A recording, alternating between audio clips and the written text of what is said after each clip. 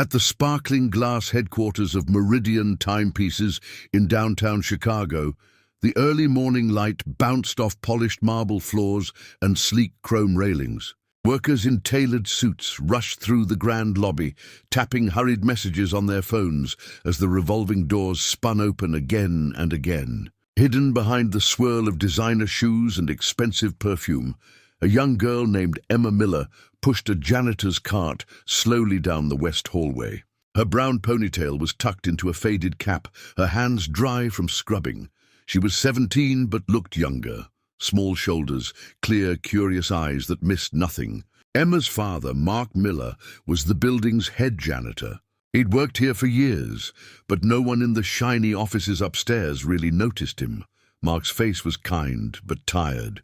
Every morning, before the sun rose, he and Emma pushed their squeaky cart through the corridors, mopping coffee spills and dusting the endless glass walls. Emma should have been in college by now, but money had vanished when her mother got sick years ago. She'd learned to help her dad instead, and between dirty floors and broken fixtures, she found little pieces of herself she never expected. Emma had always loved taking things apart. Old alarm clocks, busted radios, broken blenders from the break room. She'd sit cross-legged on the floor with tiny screwdrivers and pins, fingers working like a watchmaker's. Her dad called her Little Fixer and kept her secrets quiet because he knew Emma was special. But no one else did, and she was too shy to show it. This Monday morning, as always, Emma followed her father across the grand lobby, eyes lowered when well-dressed executives brushed past. But something unusual caught her eye. Amanda Parker, the CEO of Meridian, was striding across the marble floor like a storm. Amanda was power-wrapped in expensive silk and sharp heels. Her phone was pressed to her ear as she barked instructions to someone on the other end. At her wrist dangled a watch, not just any watch. Emma's breath caught when she recognized it. The timepiece was a prototype, an unreleased design worth more than everything Emma and her father owned put together. Its platinum casing gleamed under the giant chandelier, but the clasp hung awkwardly open. The watch was broken. Emma's heart fluttered as she slowed her steps to stare. She'd spent nights online reading about Meridian's rare designs. She knew this model inside out, at least in theory. She could almost see the hidden gears and springs, how they needed to fit. Amanda paused to check her reflection in a mirror near the elevator bank. Her eyes fell on the broken watch. She muttered under her breath and tugged at the clasp, but it stayed loose. Frustration darkened her expression. She turned just as Emma, lost in thought, drifted too close. Without realizing, Emma reached out, not to grab, but to look closer to see how the tiny latch was stuck. Before her fingertips brushed the metal, Amanda's sharp voice cracked through the lobby. "Hey!" Amanda barked. Her phone snapped shut. "Don't touch that." Emma froze, hand mid-air. The entire lobby seemed to pause with her. Her father appeared beside her, eyes wide, pushing the cart closer. "I'm sorry, Mum," Mark stammered. "She didn't mean—" Amanda's eyes narrowed. She lowered her voice, but it cut deeper than any shout. "Do you have any idea what this costs? Who do you think you are? Stick to mopping. Don't even think about my watch again." Emma pulled her hand back like she'd touched fire. "I'm sorry, I thought—" "You thought wrong," Amanda said coldly. "People like you don't touch things like this. Do your job and stay invisible." Emma's chest tightened. She blinked quickly, looking at her father's shoes to hide the sting in her eyes. Mark gave Amanda a polite nod, pushing the cart forward without another word. They finished the morning rounds in silence, but Emma's mind wasn't silent. Every second she pictured the broken watch clasp, the tiny spring inside that probably slipped. In her head, she rebuilt the piece over and over, until the solution felt as clear as the sun bouncing off the marble floors. At lunch, Emma sat alone on an overturned bucket in the supply room. She pulled out a crumpled napkin from her pocket and a cheap pen. Sketches filled the paper, tiny gears, the clasp's lock, the release button. She whispered to herself, rehearsing the steps she'd take if she could just hold it again. Her father peeked in and frowned when he saw her. "Emma, it's just a watch. Let it go. She's not worth it." "I know," Emma whispered, but she couldn't let it go. Something about it wouldn't leave her alone. Maybe it was the insult in Amanda's voice. Maybe it was the stubborn spark Emma carried like a secret flame, the one that told her she was more than invisible. When the sun set that evening, Emma stayed behind while her father locked up the mop closet. She wandered back to the executive floor to dump one last bin of shredded papers. Amanda's corner office was empty, the glass door slightly open. The city lights glittered through the floor-to-ceiling windows, reflecting off a crystal decanter on her sleek black desk. Emma paused when she spotted it, the watch, left carelessly beside Amanda's designer purse. Emma's heartbeat thudded in her throat. She stepped inside, her sneakers silent on the thick carpet. She held her breath, fingers hovering over the cold platinum. Then she picked it up. It felt delicate and powerful at the same time. The broken clasp flicked open in her palm. She turned it over, eyes scanning the grooves, the pins, the latch. She didn't have fancy tools, but in her apron pocket was a bent paperclip she always kept for small fixes. She sat on the edge of a leather chair, the city skyline twinkling behind her like a million tiny gears. Emma bent the paperclip straight, then curved it just right to nudge the stuck spring back into place. Her fingers worked by memory. No manuals, no instructions, just instinct, practice, and a quiet spark that refused to die. When the clasp clicked shut with a soft snap, Emma almost laughed. She tested it 3 more times. Perfect. No more slipping, no more snag. She set the watch back on the desk exactly where Amanda had left it. Then she stood, her heart pounding as she looked at her reflection in the window. She didn't feel invisible, not tonight. Emma lay awake that night, staring at the ceiling of her small bedroom. Her dad snored gently in the next room, exhausted after another double shift. She clutched her sketch-filled napkin in her hand, the faint ink smudged by her thumb. Fixing that watch without permission was reckless, she knew. If Amanda found out, she might get them both fired. But she didn't regret it. She felt something alive inside her again, something that had been buried under years of sweeping floors and mopping marble. The next morning, Emma pushed the cleaning cart through the lobby as usual.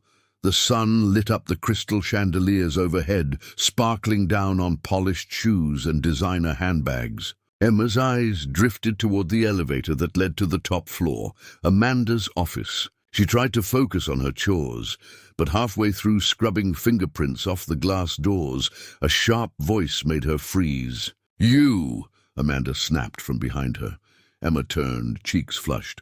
Amanda stood there, watch on her wrist, tapping it lightly with her manicured nail. "Did you touch this?" Amanda asked, eyes locked on Emma. The lobby felt suddenly silent. Mark, halfway down the hall, saw what was happening and rushed over, breathless. "Ma'am, I asked your daughter," Amanda cut him off. She stepped closer, her expensive perfume mixing with the lemony smell of floor cleaner. "Answer me, did you fix this?" Emma swallowed. She could lie, she knew, but her dad's worried face made her stand straighter. "Yes," she said quietly. "I saw it was broken. I'm sorry if—" Amanda held up her hand, silencing her. She looked at the clasp, then back at Emma. There was no anger in her eyes this time, just something like confusion, maybe curiosity. "How?" Amanda asked. Emma's fingers twitched. "I used a paperclip." She shrugged, trying to sound braver than she felt. "The spring was stuck. I just reset it." Amanda stared at her for a heartbeat that felt endless. Then she turned on her heel without another word and strode toward the elevator, heels clicking on marble. Emma exhaled shakily, looking at her father's worried eyes. "I'm sorry, Dad," she whispered. Mark touched her shoulder. "Come on, let's finish up before we get in any more trouble." But that trouble didn't come. Not exactly. 2 hours later, as Emma mopped the break room floor, a man in a sleek suit with a Meridian badge found her. He carried a leather folder, spoke her name clearly, then handed her a small white card. "Miss Miller, the CEO wants to see you in her office, alone." Emma's mop handle slipped from her fingers, clattering to the tile. Mark tried to follow, but the suited man shook his head firmly. Emma felt her pulse thumping in her ears as she rode the elevator up, each floor number blinking like a countdown she couldn't stop. Amanda's office was all glass and soft grey leather. Emma stepped inside carefully, her work shoes squeaking faintly on the plush carpet. Amanda stood by the huge window, her back to Emma, watch clasped tight on her wrist. She turned slowly, her sharp eyes landing right on Emma's. "Sit!" Amanda gestured to a chair opposite her wide black desk. Emma perched nervously on the edge. Amanda studied her for a moment before placing the watch gently on the desk between them. "You shouldn't have touched it," she said, voice low but steady. "Do you know how much this is worth?" Emma's throat tightened, but she nodded. "Yes, ma'am." Amanda's eyes narrowed slightly, then drifted to Emma's hands, still dry and red from cleaning solution. "Who taught you to do this?" Emma shrugged softly. "Nobody. I just figured it out. I like fixing things. I read manuals online, old ones." Amanda tapped her fingers on the desk. "Stand up," she said suddenly. She walked to a sleek cabinet and pulled out a small velvet box, setting it on the glass table. When she opened it, Emma gasped. Inside lay another watch, more complicated, gears visible through the crystal casing. "This is a prototype," Amanda said. "No one can get it running properly. The timing is off by seconds every hour. I've paid experts more than you'll ever make in your life to solve it. None have. I want you to try, now." Emma's mouth went dry. She looked at Amanda's steely eyes and knew she wasn't joking. Her hands trembled as she picked up the watch. It felt delicate, impossibly intricate, but under her fingers, it made sense.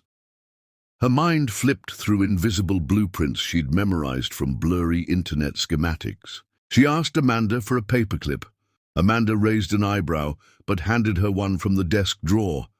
For the next 10 minutes, the office fell silent, except for Emma's soft, careful movements. Amanda didn't look away once, her eyes tracking Emma's every twitch and breath. When Emma clicked the final gear into place, she gently wound the crown and set it on the glass. It ticked perfectly, second hand sweeping smoothly.